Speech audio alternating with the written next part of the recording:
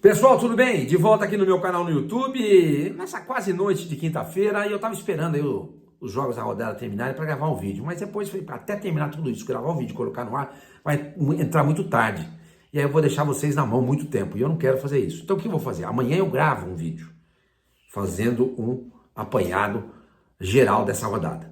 Mas hoje tem coisa pra gente falar, tem bastante coisa pra gente falar, gente. Tem situação do ataque do Santos, que é um ataque que preocupa e perturba o torcedor. Tem a situação dos times que já foram rebaixados nesse campeonato brasileiro. Enfim, tem muita coisa pra gente discutir, mas antes eu queria pedir pra vocês se inscreverem no canal, deem um like, ative o sininho, hype esse vídeo, porque tudo isso é muito importante para que o algoritmo do YouTube entenda que esse canal tem relevância e distribua para mais pessoas. Conheço, tenho visto, né, vários amigos santistas que não sabem que eu tenho um canal. Não sabem que eu tenho um canal. Então isso é importante, o like e o hype para expandir, para mostrar para mais gente ainda, tá bom, gente? Então, eu queria falar também com vocês, gente, aquilo que eu falei a respeito do aproveitamento do Santos ofensivo, que é algo que preocupa. O Santos tem 35 gols em 34 jogos, gente, pelo amor de Deus. O Santos já chegou a ser, durante vários anos, na década de 60, na época do Pelé, o ataque mais positivo entre todos os times do planeta. Hoje o Santos mal consegue passar de um gol por jogo. É muito pouco, gente.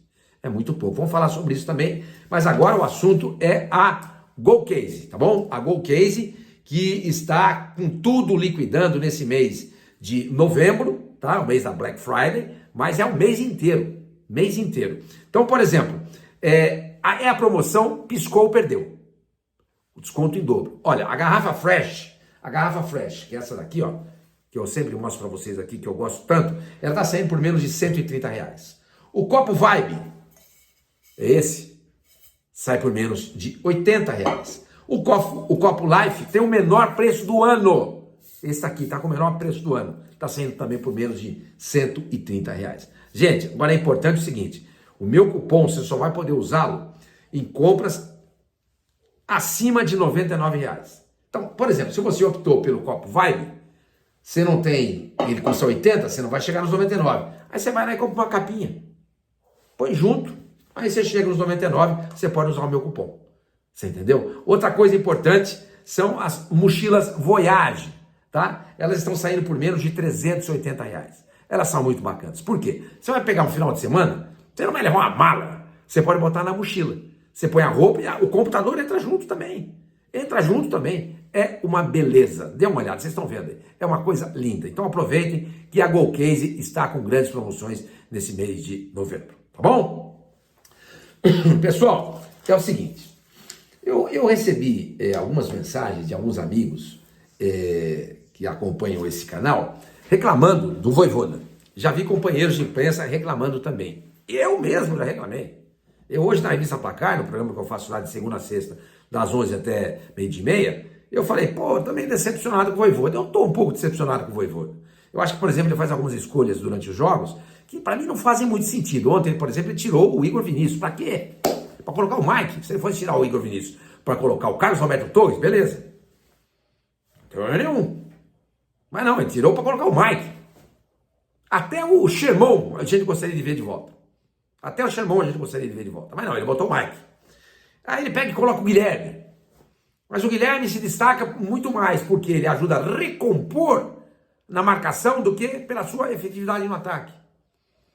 Ele põe o Lautaro. Enfim, tem algumas... O Vitor Hugo, que eu não gosto. Então tem algumas escolhas do Vojvoda que me incomodam. Agora, a gente tem que levar em consideração que o Santos tem tido volume de jogo nos últimos jogos. O Santos tem criado chances para ganhar o jogo, gente. A capa do meu vídeo ontem foi essa. Dava para ter vencido. E dava. O Santos criou N oportunidades.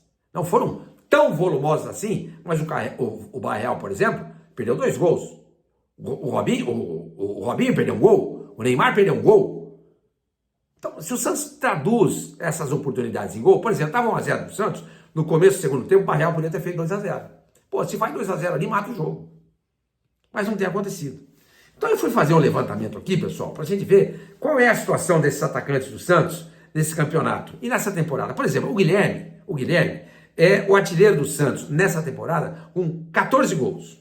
14 gols e 4 assistências. As assistências são importantes também, porque elas redundam em gol, tá?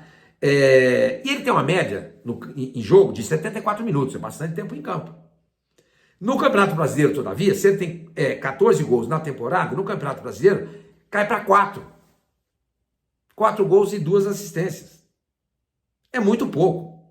E dos últimos 15 jogos, o Guilherme só fez um gol, que foi contra o São Paulo. 15 jogos, um atacante do Santos, que é fazedor de gols, fez um gol. Aí a gente fica culpando o treinador. Mas o que ele vai tirar o Guilherme? Eu já falei, tudo bem, vai colocar quem? O Cavaleiro? Aí você fala, chama ali o Cavaleiro. Como é que está a situação do Cavaleiro? O Cavaleiro fez 12 jogos no Santos, nesse Campeonato Brasileiro. Tá certo que ele ficou uma média de 25 minutos, 27 minutos por jogo. Fez só um gol e uma assistência, exatamente no jogo contra o Cruzeiro, quando o Santos vence virada por 2-1. Ele dá assistência para o Guilherme empatar o jogo e ele faz o gol da vitória. Entendeu? Então essa é a alternativa ao Guilherme. Ah, tem outra alternativa, o Tassiano. Beleza, o Tassiano em 28 jogos, ele fez 3 gols, nenhuma assistência. Isso no total da temporada. Agora, no Campeonato Brasileiro, apenas 16 jogos, 1 gol. É outro cara para fazer gol. Então, quando você fala em Guilherme, você pode ter alternativa para colocar no lugar dele. O Tassiano, o Cavaleiro, o Robinho não fez gol nenhum até agora. Mas tudo bem, a gente entende, é uma criança, tem 17 anos, está se adaptando ao jogo dos adultos. Ele jogava só com criança. Agora ele olha para frente, tem um cara barbado na frente dele, 2 metros de altura, pô, forte pra burro, dando pontapé e falando um monte de merda no ouvido dele. É difícil. Mas esses caras, Tassiano, Cavaleiro, Guilherme, esses caras já estão acostumados, já estão nessa vida, ó, há muito tempo, podiam render muito mais. Você entendeu? Aí você fala assim, senhor Maninho, o Neymar. Aí é o Neymar. Porque o Neymar é um cara que é fazedor de gols. Ele é o artilheiro da seleção brasileira.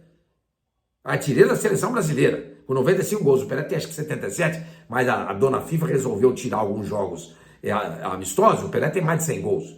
Mas, levando só os jogos oficiais, o Neymar é o artilheiro. Tá? É um dos principais artilheiros da história do Santos. O Neymar, nessa temporada, tem 25 jogos. 25 jogos. Tá? 7 gols, 4 assistências. E tem uma média de 72 minutos por jogo. Repito, em 25 jogos ele tem 7 gols e 4 assistências. Nesse Campeonato Brasileiro, ele tem 4 gols e 1 assistência. Que muita gente não computa, que aquele passe que ele deu pro Adonis Frias cruzar e a bola entra. Mas se escanteio vale assistência, por que esse passe que ele deu pro Adonis Frias, o Adonis Frias cruzou e a bola entrou, não conta? Eu conto. Se SofaScore, o gol e o cacete A4 não conta, eu conto. Tá? Então, ele, na minha conta aqui, ele tem 4 gols e 1 assistência. E dos últimos 15 jogos que o Neymar fez com a camisa do Santos, ele fez exatamente esses 4 gols e 1 assistência. É muito pouco. É muito pouco. É muito pouco. Aí vamos para os 2 centroavantes do Santos, tá? Lautaro Dias, em 13 jogos, 3 gols e 2 assistências. 3 gols e 2 assistências, 70 minutos por jogo. É a média dele. Tiquinho, 38 jogos com a camisa do Santos nessa temporada. 7 gols e 4 assistências. No Brasileiro, 2 gols e 3 assistências. E ele tem uma média de 54 minutos por jogo. Tá? E dos últimos 15 jogos, o Tiquinho fez apenas 1 gol e deu duas assistências. É muito pouco. É muito pouco. Aí a gente pega e vai olhar outros jogadores. Jogadores relevantes. Por exemplo, o Roleiser. O Roleiser é um cara que, pô, é a contratação mais cara da história do Santos. O Roleiser tem uma média de 64 minutos por jogo. Não é pouco. Não é pouco. Ele fez nessa temporada 36 jogos. 3 gols e 3 assistências. 3 gols e 3 assistências na temporada. Agora, no Campeonato Brasileiro, são 32 jogos. Com 2 gols e 3 assistências. É muito pouco. É muito pouco. Tenha santa paciência. É muito pouco. Para um cara que custou 12 milhões de euros. E o Barreal, que é o artilheiro do Santos no Campeonato Brasileiro, com 8 gols, ele não marca há 5 jogos. Ele não marca há 5 jogos. Então, gente, é muito fácil hoje a gente apontar o dedo pro treinador, porque essa é a cultura, esse é o hábito do torcedor. Não sei se brasileiro ou se é no mundo inteiro, mas aqui no Brasil é assim. O time começa a ir mal no campeonato, começa a jogar mal, etc e tal, dedo apontado pro treinador. O Vojvoda, ele desaponta. Como eu falei no começo do vídeo, eu esperava coisa melhor dele. Mas em escolha de jogadores para fazer a montagem do time para as partidas. Se você for dar uma olhada, desde que ele assumiu o Santos, ele assumiu contra o Fluminense. Nos jogos em casa, contra o Fluminense foram 9 finalizações. Depois contra o São Paulo, 19. Contra o Grêmio, 24. Contra o Corinthians, 19. Vitória, 13. Fortaleza, 15. Palmeiras, 17. Mirassol também, 17. Foram os 2 últimos jogos do Santos em casa. Fora de casa, Atlético Mineiro, foi o primeiro jogo dele fora de casa. 12 finalizações. Contra o Bragantino, 18. Contra o Ceará, 17. Botafogo e Palmeiras, os 2 últimos jogos, o Santos caiu. Caiu para 9. 9 finalizações em cada partida. Tá? Então, a gente vê que o Santos está finalizando. Está criando chance para isso. Só que os jogadores não conseguem traduzir em gol. Por que não conseguem? Porque chega na cara do gol, os caras erram. O Lautaro, por exemplo, tem dificuldade para chutar. O Tiquinho tem dificuldade para chutar, para cabecear. Vocês lembram daquele jogo, o Santos e Corinthians em Itaquera, lá no Itaquerão? Tava 0-0, veio um escanteio da esquerda, não sei quem bateu, se foi o Guilherme, acho que foi o Guilherme. Bateu, o Tiquinho tava sozinho na pequena área, não tinha nem goleiro e cabeçou para fora. Pô, aí o técnico é culpado? Não é culpado. O culpado é o jogador, que não tem qualidade para transformar em gol chances criadas, como aconteceu ontem no jogo contra o Mirassol. Repito, o Santos poderia ter feito 2-0 e ter deixado o jogo muito tranquilo se o Barreal não perdesse aquele gol. Se ele não perdesse aquele gol. O Neymar, por exemplo, teve uma jogada na esquerda, acho que foi não lembro com quem foi, se foi com o Robinho mesmo. Ele cruzou, o Neymar dá um peteleco na mão do goleiro. O Robinho faz uma grande jogada e o Walter faz uma... Eu estava achando até que ele tinha batido mal na bola, mas não bateu não. Eu vi o Walter fez uma grande defesa. Entendeu? Então, quer dizer, as chances estão sendo criadas. Não é que o Santos joga, tem a bola e não sabe o que faz. Não. Ele tem conseguido criar, mesmo com jogadores que são jogadores medianos. Guilherme é mediano. Você vê que, por exemplo, no Campeonato Paulista, o Guilherme, ele teve um aproveitamento muito melhor que no brasileiro. Tá? Ele faz 14 gols e 4 assistências, contando o Campeonato Paulista e a Copa do Brasil, ele tem 10 gols. E no brasileiro, que o buraco é mais embaixo, ele só fez 4. Então é complicado.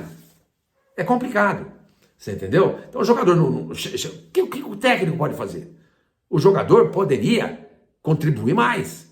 Fazer seus gols. Quem é que não está jogando hoje, que a gente lamenta muito? O ataque do Santos é esse, gente. Porque o Lautaro, ele jogou ontem como titular, mas ele jogou como ponta esquerda. Ele fechava aquele setor. E é um negócio que eu falo sempre, a gente precisa parar com essa cultura de que o atacante, ele é importante e escalável, porque ele ajuda a recompor. Não, ontem eu pedi o Robinho, até falei ontem no meu vídeo, depois do jogo, eu falei, por que não colocou o Robinho logo de cara? Porque ele tirou o Lautaro e quem é que ia... falei do Roleiser. Por que não colocou logo de cara o Roleiser? Por que ele não colocou logo de cara o Roleiser? Porque o Roleiser não recompõe. Aí, se ele colocou o Guilherme no lugar do Lautaro, porque o Lautaro recompõe. Esse é o problema. Eu falei isso para vocês ontem. Se você tem 3 volantes, arma o sistema de modo que esse cara, que um deles ajude a fechar com o lateral, e dê liberdade para o Roleiser, não tem que fazer essa volta. Porque o Santos jogando em casa, precisando ganhar. Então, isso aí é algo que incomoda, não é só no Vojvoda. Os técnicos, de uma maneira geral, são assim no futebol hoje em dia. Se você não tem atacantes que voltam para marcar, esses caras são escanteados. A menos que seja o Neymar. A menos que seja o Messi. A menos que seja o Lamine Yamal. A menos que seja o Benzema, o Vini, o Cristiano Ronaldo. Nós temos o Neymar. Se o Neymar já não volta, você não pode deixar 2 caras sem voltar. Porque aí você vai defender com 8. 2 linhas de 4. Pode defender assim? Claro que pode. Óbvio que dá. Você tem um goleiro,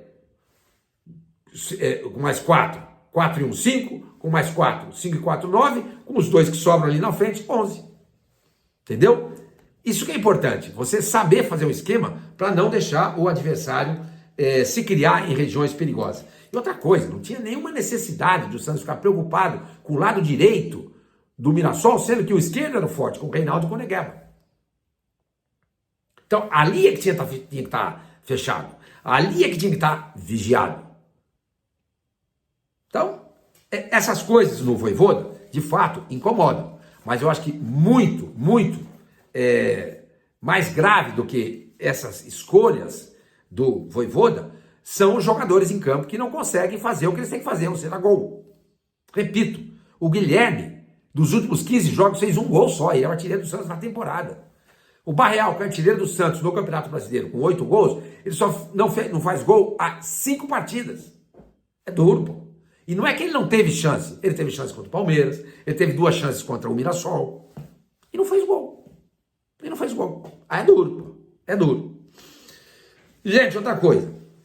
O que eu estava para falar é que o Juventude empatou em 3-3 com o Cruzeiro. Com esse resultado, ele pulou para 34 pontos. O Santos segue 3 pontos à frente do Juventude. Tá? Mas vamos pensar no seguinte, eu não estou pensando muito eu já disse isso para vocês aqui algumas vezes. Estou pensando mais em chegar nos 45, 44, 43, 46, 48. Qual é a pontuação necessária para se escapar? Então eu fiz um levantamento aqui, desde 2006, 6, 7, 8, 9, 10, 11, 12, 13, 14, 15, 16, 17, 18, 19, 20, 21, 22, 23, 24, 25. São 20 anos, está se completando 20 anos de campeonatos com 20 equipes. Tá? E nos 19 anos passados, porque ainda não terminou esse campeonato, somente em uma ocasião um time fez 45 pontos e foi rebaixado. Que foi o Coritiba em 2009. Ele foi rebaixado com 45 pontos. Só uma vez em 19 campeonatos. É por isso que todo mundo fala que o número mágico é 45. Puta, uma vez só. Mas a gente vai olhar o quê? Com 44 pontos ganhos. Com 44 pontos ganhos, a Portuguesa foi rebaixada em 2013, naquele campeonato que ninguém até hoje sabe se a Portuguesa iria ser rebaixada ou não. Ia sobrar para o Fluminense, ia sobrar para o rebaixamento para o Flamengo também. Mas enfim, acabou caindo a Portuguesa com 44. E também, em 2008, o Figueirense com 44, e em 2007 o Corinthians com 44 também foram rebaixados. Tá? Só que se a gente pegar um recorte, deixa eu ver aqui, ó, 1, 2, 3, 4, 5, 6, 7, 8, 9, 10. De 2015 para cá, o Atlético caiu no ano passado com 42 pontos. O Santos caiu em 2023 com 43. Em 2022, o Ceará com 37. 21, o Grêmio com 43. Em 20, o Vasco com 41. 19, o Cruzeiro com 36. Em 18, o América com 40. 17, o Coritiba com 43. Em 16, o Inter com 43. Em 2015, o Avaí com 42. Esses times que eu mencionei para vocês aqui, foi o primeiro time dentro da zona do rebaixamento, ou seja, o 17º colocado. Então, no ano passado, por exemplo, quem fez 43 pontos não caiu. No ano que o Santos caiu, quem fez 44 não caiu. Aí você tem, por exemplo, em 2022, com 38 pontos, não caía. Você entendeu? E em 2019, com 37 pontos, não caía. Então, eu acho que com 44 pontos, o Santos não cai. Não cai. Tá? O Santos não cai. O Santos tem, nesse momento, 37 pontos. Ele tem 37 pontos. E tem 4 jogos pela frente. 2 em casa e 2 fora. Se ele tem 37 pontos, e ele vencer as 2 partidas em casa, ele chega a 43. E se ele empatar uma partida fora de casa, ele chega a 44. Ou se ele empatar as 2, ele chega a 45. Ou seja, se o Santos fizer 2 vitórias e 2 empates, ele não cai. Se ele fizer 2 vitórias e 1 empate, muito provavelmente ele não vai cair também. 2 vitórias apenas, e 2 derrotas no caso, ele pode não cair também. Mas o número mágico aí, para mim, nesse ano vai ser algo em torno de 44 pontos. Se o Santos ganhar do Sport, o próximo jogo em casa, e do Cruzeiro, na última rodada do campeonato, ele chega a 6 pontos. Com os 37 que ele tem, ele vai a 43. Aí ele vai jogar com o Juventude fora de casa e com o Internacional na próxima segunda-feira em Porto Alegre. Ele tem que bliscar um pontinho fora. Eu acho que o Santos tem chance até de ganhar desses 2 jogos. Você vai falar, Sormani, mas o Juventude empatou com o Cruzeiro, que é muito mais time que o Santos. Mas cada jogo é um jogo. O Vitória, por exemplo, empatou com o Palmeiras. Você vai dizer, mas o Vitória não ganha de ninguém. Primeira vitória do Vitória fora de casa foi contra o Santos. Foi lá e empatou com o Palmeiras. O futebol é assim. Entendeu? Então, esse resultado foi muito legal. Por quê? Porque segura também o Juventude, Porque o Juventude tem 33 pontos, o Santos tem 37. 33, perdão, nesse momento ele está com 33 pontos. 33 a 37. Então, o Santos tem 4 pontos a mais do que o Juventude. Nesse momento estão jogando Fortaleza e Bahia, está 1-0 pro Fortaleza. O jogo é em Salvador. Deixa eu dar aqui um refresh para ver se o resultado está 2-0 pro Fortaleza, gente. Então, o Fortaleza praticamente ele encosta no Santos em 3 pontos. Em 3 pontos. Tá? E passa a ser um time brigando para não cair também. Mas vamos esquecer Fortaleza, vamos esquecer Juventude. Vamos pensar, por exemplo, que com esse empate do Cruzeiro, o Cruzeiro praticamente dá adeus a chance de ganhar o Campeonato Brasileiro. Porque ele, com 34 jogos, tem 65 pontos, 6 a menos do que o Flamengo. E 3 vitórias a menos. Ou seja, quando acabar o campeonato, o Cruzeiro vai estar pensando na semifinal da Copa do Brasil. Então, talvez o Cruzeiro entre em campo contra o Santos na última rodada na Vila Belmiro com um time alternativo, como aconteceu com o Palmeiras. E seria a chance do Santos ganhar o jogo. Entendeu? Então, gente, basicamente a matemática é essa. Amanhã a gente vai fazer um apanhado melhor da situação. Mas eu queria mostrar para vocês isso, né? A situação, qual a pontuação que seria necessária. Eu acho que 44 pontos não cai.